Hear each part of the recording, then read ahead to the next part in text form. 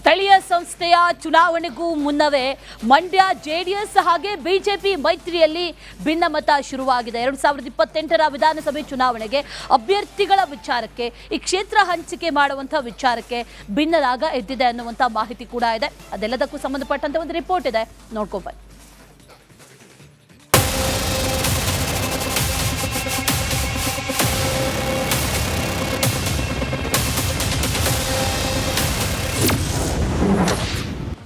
ಮಂಡ್ಯದಲ್ಲಿ ದೋಸ್ತಿ ನಾಯಕರ ನಡುವೆ ಬಿಕ್ಕಟ್ಟು. 2028ರ ಚುನಾವಣೆಗೆ ಈಗಿನಿಂದಲೇ ಗುದ್ದಾಟ. ಬಿಜೆಪಿ ಜೆಡಿಎಸ್ ನಡುವೆ ಎಲ್ಲವೂ ಚೆನ್ನಾಗಿಲ್ಲ ಎನ್ನುವುದು ಆಗಾಗ ಗೊತ್ತಾಗ್ತಿತ್ತು. ಆದ್ರೀಗ ಮಂಡ್ಯ ಜಿಲ್ಲೆಯಲ್ಲಿ ನಡೆಯುತ್ತಿರೋ ಕೆಲ ಬೆಳವಣಿಗೆಗಳು ಇದಕ್ಕೆ ಪುಷ್ಟಿ ನೀಡಿದೆ. ಸ್ಥಳೀಯ ಸಂಸ್ಥೆ ಚುನಾವಣೆಗೂ ಮುನ್ನವೇ ಮಂಡ್ಯ ಜೆಡಿಎಸ್ ಬಿಜೆಪಿ ಮೈತ್ರಿಯಲ್ಲಿ ಭಿನ್ನಮತ ಶುರುವಾಗಿದೆ. 2028ರ ವಿಧಾನಸಭಾ ಚುನಾವಣೆಗೆ ಅಭ್ಯರ್ಥಿಗಳ ವಿಚಾರಕ್ಕೆ, ಕ್ಷೇತ್ರ ಹಂಚಿಕೆ ವಿಚಾರಕ್ಕೆ ಭಿನ್ನರಾಗ ಎದ್ದಿದೆ. ಇತ್ತೀಚೆಗಿನ ಬೆಳವಣಿಗೆ ನೋಡ್ತಿದ್ರೆ ಮಂಡ್ಯದ ಬಿಜೆಪಿ ಮತ್ತು ಜೆಡಿಎಸ್ ನಾಯಕರ ನಡುವಿನ ಶೀತಲ ಸಮರ ಬಿಸಿ ಸಮರವಾಗ್ತಿದೆ. 2028ರ ಚುನಾವಣೆಗೆ ಈಗಿನಿಂದಲೇ ಮಂಡ್ಯ ಬಿಜೆಪಿ ನಾಯಕರು ಡಿಮ್ಯಾಂಡ್ ಮಾಡ್ತಿದ್ದಾರೆ. ಮಂಡ್ಯದಲ್ಲಿ ಕೆಆರ್ಪೇಟೆ ಸೇರಿ ಬಿಜೆಪಿಗೆ 3 ಕ್ಷೇತ್ರ ಬಿಟ್ಟು ಕೊಡಬೇಕೆಂದು ಒತ್ತಾಯಿಸಿದ್ದಾರೆ. ಜೊತೆಗೆ ಸ್ಥಳೀಯ ಸಂಸ್ಥೆ ಚುನಾವಣೆಯಲ್ಲೂ 50% ಸೀಟು ಬಿಜೆಪಿಗೆ ಬಿಡುವಂತೆ ಪಟ್ಟು ಹಿಡಿದಿದ್ದಾರೆ. 4 ಕ್ಷೇತ್ರ ಜೆಡಿಎಸ್ ಸ್ಪರ್ಧೆ ಮಾಡಿದ್ರೆ 3ರಲ್ಲಿ ಬಿಜೆಪಿ ಅವರಿಗೆ ಕೊಡ್ತಾರೆ. ಯಾಕಂದ್ರೆ ಬಿಜೆಪಿ ಇಲ್ದೇನೆ 2019ರಲ್ಲಿ ಜೆಡಿಎಸ್ ಏನು ಗೆದ್ದಿಲ್ಲ. 2024ರಲ್ಲಿ ಬಿಜೆಪಿ ಸಹಾಯದಿಂದನೇ ಗೆದ್ದಿರೋದು. ಅವರು ಅಲಯನ್ಸ್ ಬೇಡ, ನಾವು ನಮ್ಮ ಸ್ವಂತ ಶಕ್ತಿಯಲ್ಲಿ ಸ್ಪರ್ಧೆ ಮಾಡ್ತೀವಿ ಅಂತ ಹೇಳ್ತಿದ್ದಾರೆ. ಅಲಯನ್ಸ್ ಆಗೋದಿದ್ರೆ ಅಟ್ಲೀಸ್ಟ್ 50-50 ಇಲ್ಲದೆ ನಮ್ಮ ಕಾರ್ಯಕರ್ತರಿಗೆ ನ್ಯಾಯ ಕೊಡೋಕ್ಕಾಗೋದಿಲ್ಲ ಅಂತ ಅವ್ರ ಅಭಿಪ್ರಾಯ ಹೇಳ್ತಾ ಇದ್ದಾರೆ. ಇದ್ರಲ್ಲಿ ನಾನೇನು ಇಲ್ಲ, ನಾನಿಲ್ಲಿ ರಾಜ್ಯದ ತಂಡದ ಪರವಾಗಿ ಬಂದಿರೋಂಥ ಅವ್ರ ಅನಿಸಿಕೆ ನಿಮ್ಮೊಟ್ಟಿಗೆ ಹಂಚ್ಕೊಳ್ತಾ ಇದ್ದೀನಿ.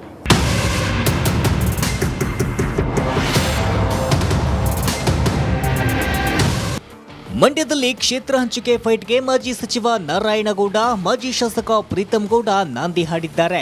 ಜೊತೆಗೆ ನಿಖಿಲ್ ಕುಮಾರಸ್ವಾಮಿಗೂ ವಾರ್ನಿಂಗ್ ಮಾಡಿದ್ದಾರೆ. ಇತ್ತೀಚೆಗಷ್ಟೇ ಕೆಆರ್ಪೇಟೆಯಲ್ಲಿ 2028ಕ್ಕೆ ಎಚ್ಡಿ ಮಂಜು ಅವರನ್ನ ಮತ್ತೆ ಗೆಲ್ಲಿಸಿ ಎಂದು ನಿಖಿಲ್ ಮನವಿ ಮಾಡಿದ್ರು. ಈ ವಿಷಯವನ್ನ ಪ್ರಸ್ತಾಪಿಸಿ ಗರಂ ಆದ ನಾರಾಯಣಗೌಡರು ಅಭ್ಯರ್ಥಿ ಘೋಷಣೆ ಮಾಡೋಕೆ ನಿಖಿಲ್ ಕುಮಾರಸ್ವಾಮಿಗೆ ಯಾರೂ ಅಧಿಕಾರ ಕೊಟ್ಟಿಲ್ಲ, ನಿಖಿಲ್ ಬಾಯಿ ಮುಚ್ಚಿಕೊಂಡು ಇರಬೇಕು ಎಂದು ಎಚ್ಚರಿಸಿದ್ದಾರೆ. ನಿಖಿಲ್ಗೂ ಅಧಿಕಾರ ಕೊಟ್ಟಿಲ್ಲ, ಸ್ಥಳೀಯ ಮಟ್ಟದಲ್ಲಿ ಯಾರಿಗೂ ಅಧಿಕಾರ ಕೊಟ್ಟಿಲ್ಲ. ನಿಖಿಲ್ ಅವರು ಮಾತನ್ನ ನಿಲ್ಲಿಸಬೇಕು ಅಂತಲೂ ನಾನು ಹೇಳಿಕ್ ಬಯಸ್ತಾ ಇದ್ದೀನಿ. ನಾವೇನಾರ ಬಾಯಿ ಬಿಚ್ಚಿದ್ರೆ ನಮ್ಮ ರಾಜ್ಯ ಅಧ್ಯಕ್ಷರು ಕರಿಬಹುದು, ನಮ್ಮ ಪ್ರೀತಮ್ ಗೌಡ್ರು ಕರಿಬಹುದು. ಯಾಕಪ್ಪ ಹಿಂಗ್ ಮಾತಾಡದೆ ಎಂಬುದು ಅದನ್ನ ಒಂದು ಇದಕ್ಕಾಗಿ, ನಮ್ಮ ಪಕ್ಷದ ಗೌರವಕ್ಕಾಗಿ ನಾವು ಗೌರವದಿಂದ ಇದ್ದೀವಿ. ಇಲ್ಲ ಅಂತ ಹೇಳಿದ್ರೆ ಬೇರೆ ತರ ಬ್ಲಾಸ್ಟ್ ಆಗುತ್ತೆ. ಈ ಎಲ್ಲ ಬೆಳವಣಿಗೆ ನೋಡ್ತಿದ್ರೆ ಮುಂದೊಂದು ದಿನ ಮಂಡ್ಯ ಬಿಜೆಪಿ ಹಾಗೂ ಜೆಡಿಎಸ್ನಲ್ಲಿ ಭಿನ್ನಮತ ಸ್ಫೋಟವಾಗುವ ಎಲ್ಲ ಲಕ್ಷಣಗಳು ಕಾಣಿಸ್ತಿದೆ. ಎರಡೂ ಪಕ್ಷಗಳ ವರಿಷ್ಠರು ಈ ಬಿಕ್ಕಟ್ಟನ್ನ ಹೇಗೆ ಬಗೆಹರಿಸ್ತಾರೆ ಅನ್ನೋದನ್ನ ಕಾದು ನೋಡಬೇಕಿದೆ. Bureau report, republic Kannada.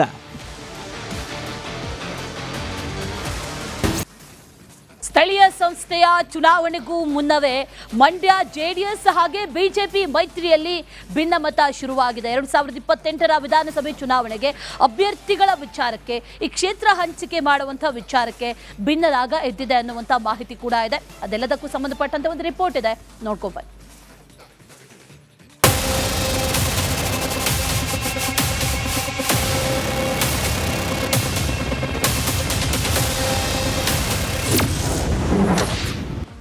ಮಂಡ್ಯದಲ್ಲಿ ದೋಸ್ತಿ ನಾಯಕರ ನಡುವೆ ಬಿಕ್ಕಟ್ಟು. 2028ರ ಚುನಾವಣೆಗೆ ಈಗಿನಿಂದಲೇ ಗುದ್ದಾಟ. ಬಿಜೆಪಿ ಜೆಡಿಎಸ್ ನಡುವೆ ಎಲ್ಲವೂ ಚೆನ್ನಾಗಿಲ್ಲ ಎನ್ನುವುದು ಆಗಾಗ ಗೊತ್ತಾಗ್ತಿತ್ತು. ಆದ್ರೀಗ ಮಂಡ್ಯ ಜಿಲ್ಲೆಯಲ್ಲಿ ನಡೆಯುತ್ತಿರೋ ಕೆಲ ಬೆಳವಣಿಗೆಗಳು ಇದಕ್ಕೆ ಪುಷ್ಟಿ ನೀಡಿದೆ. ಸ್ಥಳೀಯ ಸಂಸ್ಥೆ ಚುನಾವಣೆಗೂ ಮುನ್ನವೇ ಮಂಡ್ಯ ಜೆಡಿಎಸ್ ಬಿಜೆಪಿ ಮೈತ್ರಿಯಲ್ಲಿ ಭಿನ್ನಮತ ಶುರುವಾಗಿದೆ. 2028ರ ವಿಧಾನಸಭಾ ಚುನಾವಣೆಗೆ ಅಭ್ಯರ್ಥಿಗಳ ವಿಚಾರಕ್ಕೆ, ಕ್ಷೇತ್ರ ಹಂಚಿಕೆ ವಿಚಾರಕ್ಕೆ ಭಿನ್ನರಾಗ ಎದ್ದಿದೆ. ಇತ್ತೀಚೆಗಿನ ಬೆಳವಣಿಗೆ ನೋಡ್ತಿದ್ರೆ ಮಂಡ್ಯದ ಬಿಜೆಪಿ ಮತ್ತು ಜೆಡಿಎಸ್ ನಾಯಕರ ನಡುವಿನ ಶೀತಲ ಸಮರ ಬಿಸಿ ಸಮರವಾಗ್ತಿದೆ. 2028ರ ಚುನಾವಣೆಗೆ ಈಗಿನಿಂದಲೇ ಮಂಡ್ಯ ಬಿಜೆಪಿ ನಾಯಕರು ಡಿಮ್ಯಾಂಡ್ ಮಾಡ್ತಿದ್ದಾರೆ. ಮಂಡ್ಯದಲ್ಲಿ ಕೆಆರ್ಪೇಟೆ ಸೇರಿ ಬಿಜೆಪಿಗೆ 3 ಕ್ಷೇತ್ರ ಬಿಟ್ಟು ಕೊಡಬೇಕೆಂದು ಒತ್ತಾಯಿಸಿದ್ದಾರೆ. ಜೊತೆಗೆ ಸ್ಥಳೀಯ ಸಂಸ್ಥೆ ಚುನಾವಣೆಯಲ್ಲೂ 50% ಸೀಟು ಬಿಜೆಪಿಗೆ ಬಿಡುವಂತೆ ಪಟ್ಟು ಹಿಡಿದಿದ್ದಾರೆ. 4 ಕ್ಷೇತ್ರ JDS ಸ್ಪರ್ಧೆ ಮಾಡಿದ್ರೆ 3ರಲ್ಲಿ ಬಿಜೆಪಿ ಅವರಿಗೆ ಕೊಡ್ತಾರೆ. ಯಾಕಂದ್ರೆ ಬಿಜೆಪಿ ಇಲ್ದೇನೆ 2019ರಲ್ಲಿ JDS ಏನು ಗೆದ್ದಿಲ್ಲ. 2024ರಲ್ಲಿ ಬಿಜೆಪಿ ಸಹಾಯದಿಂದನೇ ಗೆದ್ದಿರೋದು. ಅವರು ಅಲಯನ್ಸ್ ಬೇಡ, ನಾವು ನಮ್ಮ ಸ್ವಂತ ಶಕ್ತಿಯಲ್ಲಿ ಸ್ಪರ್ಧೆ ಮಾಡ್ತೀವಿ ಅಂತ ಹೇಳ್ತಿದ್ದಾರೆ. ಅಲಯನ್ಸ್ ಆಗೋದಿದ್ರೆ ಅಟ್ಲೀಸ್ಟ್ 50-50 ಇಲ್ಲದೆ ನಮ್ಮ ಕಾರ್ಯಕರ್ತರಿಗೆ ನ್ಯಾಯ ಕೊಡೋಕ್ಕಾಗೋದಿಲ್ಲ ಅಂತ ಅವ್ರ ಅಭಿಪ್ರಾಯ ಹೇಳ್ತಾ ಇದ್ದಾರೆ. ಇದ್ರಲ್ಲಿ ನಾನೇನು ಇಲ್ಲ, ನಾನಿಲ್ಲಿ ರಾಜ್ಯದ ತಂಡದ ಪರವಾಗಿ ಬಂದಿರೋಂಥ ಅವ್ರ ಅನಿಸಿಕೆ ನಿಮ್ಮೊಟ್ಟಿಗೆ ಹಂಚ್ಕೊಳ್ತಾ ಇದ್ದೀನಿ.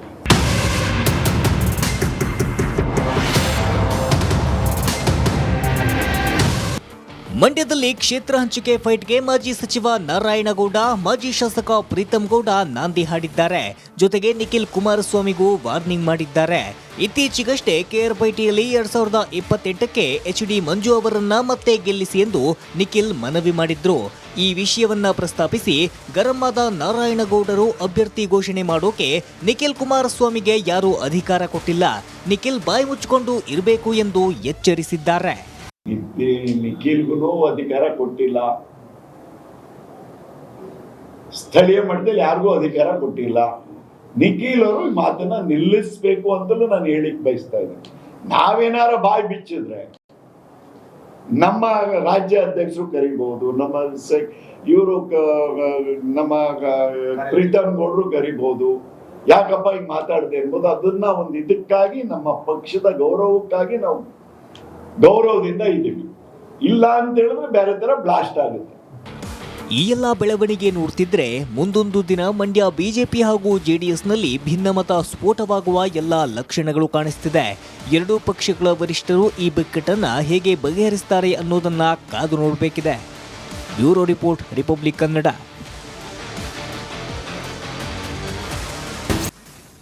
ಸ್ಥಳೀಯ ಸಂಸ್ಥೆಯ ಚುನಾವಣೆಗೂ ಮುನ್ನವೇ ಮಂಡ್ಯ JDS ಹಾಗೆ ಬಿಜೆಪಿ ಮೈತ್ರಿಯಲ್ಲಿ ಭಿನ್ನಮತ ಶುರುವಾಗಿದೆ. 2028ರ ವಿಧಾನಸಭೆ ಚುನಾವಣೆಗೆ ಅಭ್ಯರ್ಥಿಗಳ ವಿಚಾರಕ್ಕೆ, ಈ ಕ್ಷೇತ್ರ ಹಂಚಿಕೆ ಮಾಡುವಂತಹ ವಿಚಾರಕ್ಕೆ ಭಿನ್ನರಾಗ ಎದ್ದಿದೆ ಅನ್ನುವಂಥ ಮಾಹಿತಿ ಕೂಡ ಇದೆ. ಅದೆಲ್ಲದಕ್ಕೂ ಸಂಬಂಧಪಟ್ಟಂತೆ ಒಂದು ರಿಪೋರ್ಟ್ ಇದೆ, ನೋಡ್ಕೊಬನ್ನಿ.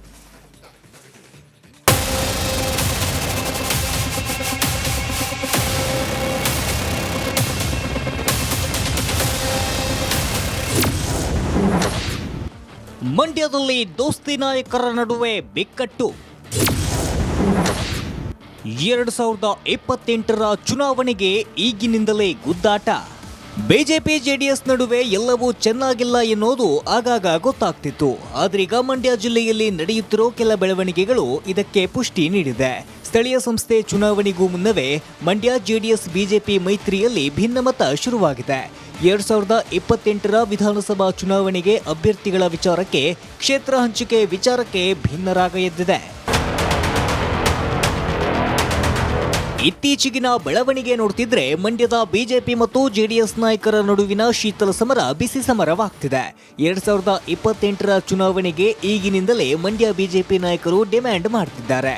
ಮಂಡ್ಯದಲ್ಲಿ ಕೆಆರ್ಪೇಟೆ ಸೇರಿ ಬಿಜೆಪಿಗೆ 3 ಕ್ಷೇತ್ರ ಬಿಟ್ಟು ಕೊಡಬೇಕೆಂದು ಒತ್ತಾಯಿಸಿದ್ದಾರೆ. ಜೊತೆಗೆ ಸ್ಥಳೀಯ ಸಂಸ್ಥೆ ಚುನಾವಣೆಯಲ್ಲೂ 50% ಸೀಟು ಬಿಜೆಪಿಗೆ ಬಿಡುವಂತೆ ಪಟ್ಟು ಹಿಡಿದಿದ್ದಾರೆ. 4 ಕ್ಷೇತ್ರ JDS ಸ್ಪರ್ಧೆ ಮಾಡಿದ್ರೆ 3ರಲ್ಲಿ ಬಿಜೆಪಿ ಅವರಿಗೆ ಕೊಡ್ತಾರೆ. ಯಾಕಂದ್ರೆ ಬಿಜೆಪಿ ಇಲ್ದೇನೆ 2019ರಲ್ಲಿ JDS ಏನು ಗೆದ್ದಿಲ್ಲ. 2024ರಲ್ಲಿ ಬಿಜೆಪಿ ಸಹಾಯದಿಂದನೇ ಗೆದ್ದಿರೋದು. ಅವರು ಅಲಯನ್ಸ್ ಬೇಡ, ನಾವು ನಮ್ಮ ಸ್ವಂತ ಶಕ್ತಿಯಲ್ಲಿ ಸ್ಪರ್ಧೆ ಮಾಡ್ತೀವಿ ಅಂತ ಹೇಳ್ತಿದ್ದಾರೆ. ಅಲಯನ್ಸ್ ಆಗೋದಿದ್ರೆ ಅಟ್ಲೀಸ್ಟ್ 50-50 ಇಲ್ಲದೆ ನಮ್ಮ ಕಾರ್ಯಕರ್ತರಿಗೆ ನ್ಯಾಯ ಕೊಡೋಕ್ಕಾಗೋದಿಲ್ಲ ಅಂತ ಅವ್ರ ಅಭಿಪ್ರಾಯ ಹೇಳ್ತಾ ಇದ್ದಾರೆ. ಇದ್ರಲ್ಲಿ ನಾನೇನು ಇಲ್ಲ, ನಾನಿಲ್ಲಿ ರಾಜ್ಯದ ತಂಡದ ಪರವಾಗಿ ಬಂದಿರೋಂಥ ಅವ್ರ ಅನಿಸಿಕೆ ನಿಮ್ಮೊಟ್ಟಿಗೆ ಹಂಚ್ಕೊಳ್ತಾ ಇದ್ದೀನಿ.